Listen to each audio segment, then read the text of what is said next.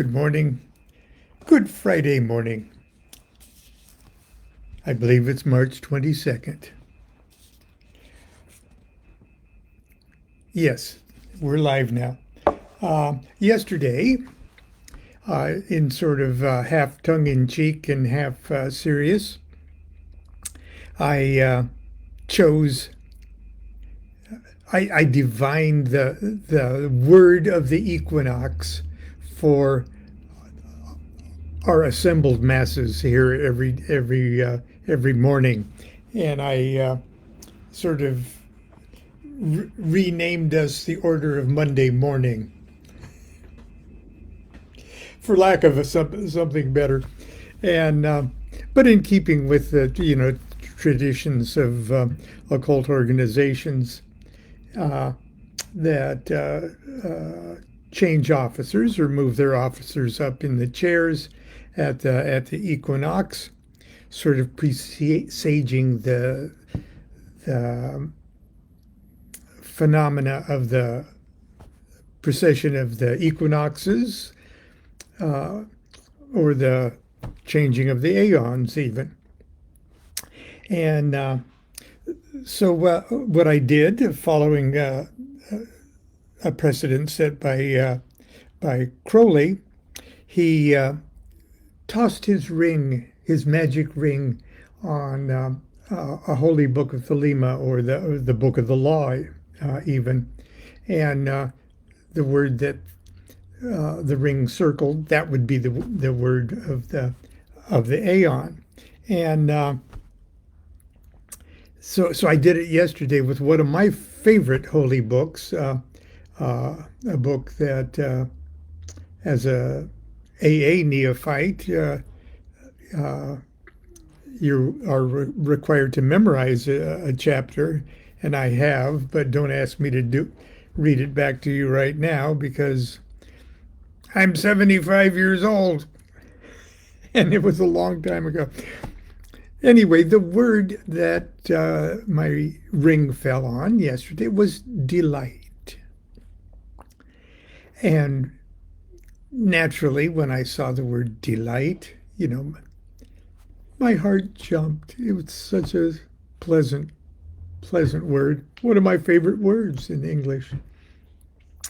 And so that was that. And it was a very pleasant word to leave you with, to think about, to ponder, meditate upon, dissect, expand, contract, condense into oil and rub all over your body, or whatever you want to do with magic stuff. But I thought I would this morning, sort of to help put that in the context of the chapter that it came from, that I would share that chapter with you. It's a Class A document. Liber 7's a Class A document, and the chapters are identified as the planetary spheres. As a matter of fact, I'll read the several explanations of Liber 7 that are outlined in this Holy Books of Thelema, which has all 13 of the holy books in it. The official title is, and excuse my Latin, Liber Liberi vel lapis lazuli adumbratio Kabbalae Egyptorum, subfigura 7, being the voluntary emancipation of a certain exempt adept. Now, exempt adept is number 4 on the tree of life. Okay. When you leap off of number 4 to go to the next highest one, you have to leap across the abyss.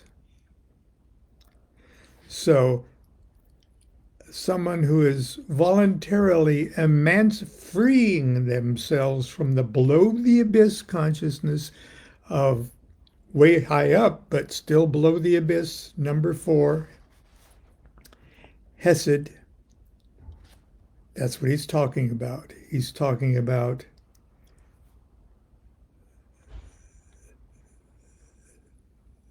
the the being the voluntary emancipation of a certain exempt adept himself from his adeptship. These are the birth words of a master of the temple. So, in other words, this is what came spilling out of Crowley's extremely linguistically well-armed mouth upon achieving the grade Master of the Temple. Now, when anyone else achieves that level of consciousness, they have their own experience, their own ecstasy, their own spontaneous outburst of lyrical praise, if you will, in their own way. They wouldn't do it like Crowley did, whose brain was just absolutely packed with a million classical images, with a million comparative religion details, okay, with a classical education, with speaking several languages. The lyrics that came pouring out of him at this point came out like this Liber 7 book here. The nature of this book is sufficiently explained by its title. Its 7 chapters are referred to the 7 planets in the following order. Now, this is a curious order because it starts with Mars, and then it goes Saturn, Jupiter, Sol, but then it goes Mercury, Venus, Luna. So it comes down the tree of life, all right. But it skips. It doesn't do it in order. In other words, it starts with Mars and then jumps to 3, 4, 6, Mercury, 7, or 8, Luna, 9, and Venus, 7.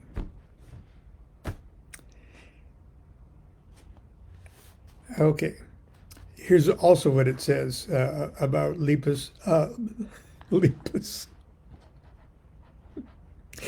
The book of Lapis Lazuli gives in magical language an account of the initiation of a master of the temple. This is the only parallel for beauty and ecstasy to Liber 65. And Liber 65, as a probationer, you memorize a chapter of Liber 65. As neophyte, Liber 7.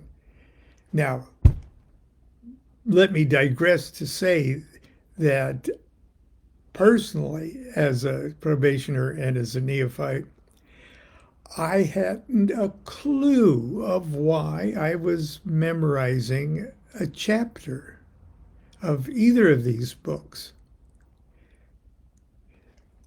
And it's not explained why. You just do it. It's like you inoculate yourself with the music that's set forth. And it's also telling which chapter it is that you choose to do this seemingly arbitrary act of memorization. The full knowledge of the interpretation of this book is concealed from all, save only the sixfold star. Now that may be reference to Adeptus minors who are identifying with that center of the macrocosm in number 6. The neophyte must nevertheless acquire a copy and thoroughly acquaint him with its contents. he must commit one chapter to memory. And Liber 7 refers to the 7 chapters and to the fact that the number 7 is peculiarly suitable to the subject of the book. Now, okay, that's Crowley's various comments on it. Now, the chapter I chose to memorize way back in the day was the chapter assigned to Jupiter. And I'm certainly glad that I did. I love Jupiter. I love Jupiter, goddammit. And that was the one that started, I was the priest of Amun-Ra in the temple of Amun-Ra at Thebai. But Bacchus came singing with his troops of vine-clad girls, in dark mantles, and Bacchus in the midst like a faun. God, how I ran out in my rage and scattered the chorus, but in my temple stood Bacchus as the priest of Amun-Ra. Therefore I went wildly with the girls into Abyssinia, and there we abode and rejoiced. Exceedingly, yea, in good sooth, I will eat the ripe and the unripe fruit for the glory of Bacchus. Can you guess why I chose that chapter? And it's a delightful chapter, but that's not what I'm going to share with you this morning. I'm going to share with you the chapter on the moon, because that's where my ring fell yesterday. As I flipped open the book, tossed the ring. Let's see here. That would be the word delight appears in the second to the last verse of the Luna chapter 6. And with your permission, I will share that with you. See if you can pick the subtle lunar references. Thou wast a priestess, O my God, among the Druids, and we knew the powers of the oak. We made us a temple of stones in the shape of the universe, even as thou didst wear openly, and I concealed. There we performed many wonderful things by midnight. By the waning moon did we work. Over the plain came the atrocious cry of wolves. We answered, we hunted with the pack. We came even unto the new chapel, and thou didst bear away the Holy Grail beneath thy druid vestments. Secretly and by stealth did we drink the informing sacrament. Then a terrible dis-ease seized upon the folk of the grey land, and we rejoiced.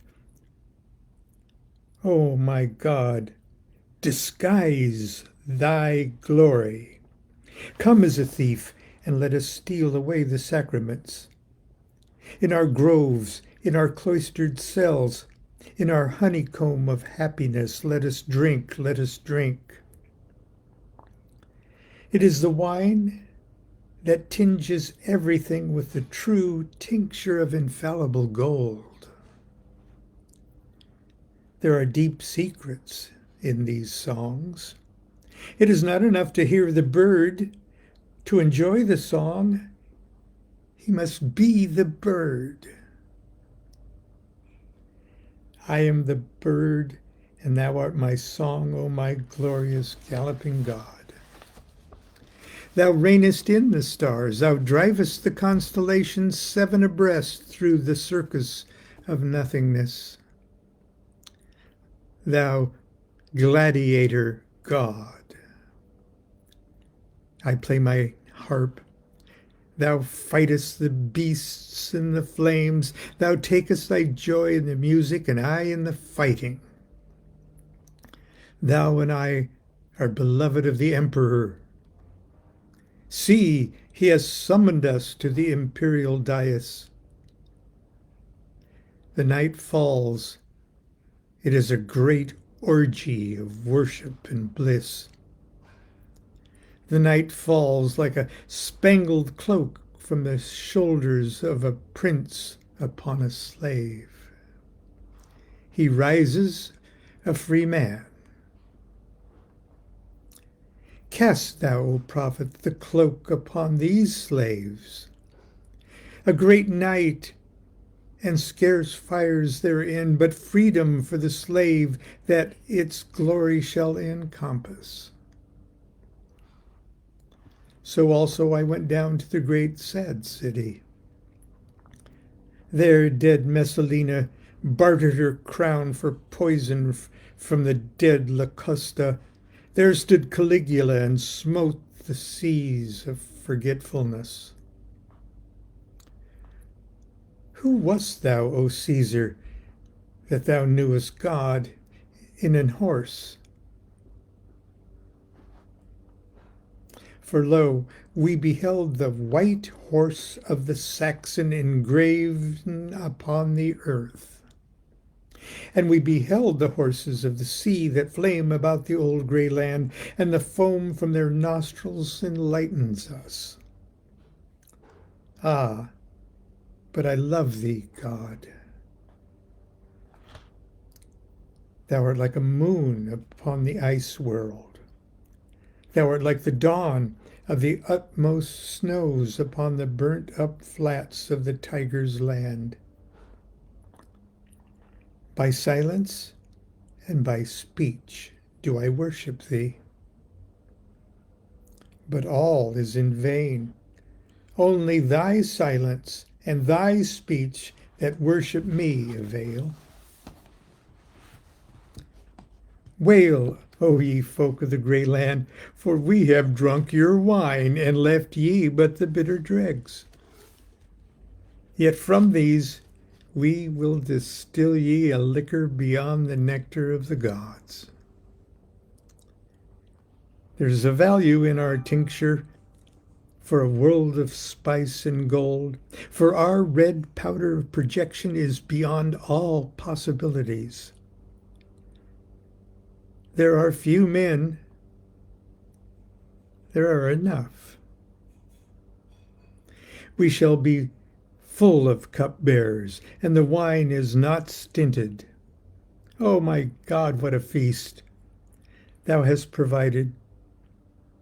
Behold the lights and the flowers and the maidens. Taste of the wines and the cates and the splendid meats. Breathe in the perfumes and the clouds of little gods like wood nymphs that inhabit the nostrils. Feel with your whole body the glorious smoothness of the marble coolth and the generous warmth of the sun and the slaves. Let the invisible inform all the devouring light of its disruptive vigor. Yea, all the world is split apart as an old grey tree by the lightning. Come, O ye gods, and let us feast. Thou, O my darling, O my ceaseless sparrow God, my delight,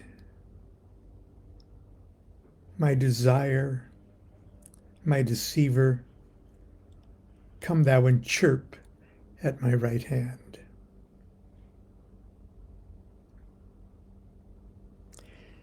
This was the tale of the memory of Al-Ain, the priest, yea, of Al-Ain, the priest. And that's where we found the word delight in the word of the spring equinox. for the order of Monday morning, even though it's Friday. Everyone, have a great weekend. Try to be good to yourself. Try to be good to others. Try not to go absolutely crazy bonkers and depressed at the world around us. Take a moment for delight. Do what thou wilt shall be the whole of the law. Love is the law, love under will.